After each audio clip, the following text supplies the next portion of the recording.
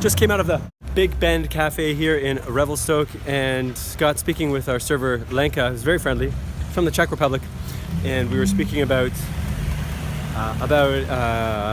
what it's like working in a ski resort, which I haven't done for many years, and she loves it, and she told us all about how her skiing ability is improved over the years, and now she doesn't even go to the resorts, she just does like touring kind of thing. And she gave us a whole bunch of information about the area and about what you can do to have an amazing ski life here. And it was just a pleasant conversation in Revelstoke. It's still probably minus 20 out here. This is Canada. This is beautiful Canada.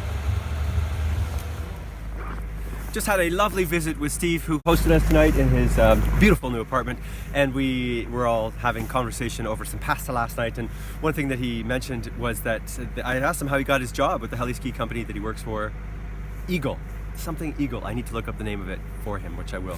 And he'd mentioned that he was just finishing his job being a boot fitter, and had a random conversation with someone on the lift, as you do.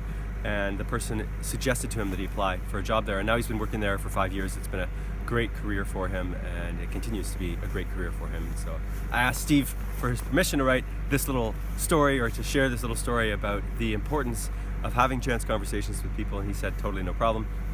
And so that's a reminder that you can get a job by talking to someone on a ski lift, or just to talk to someone anywhere. And I thought I'd just put that out there from beautiful Revelstoke, British Columbia. Enough of the accents, it's time to go. Thanks.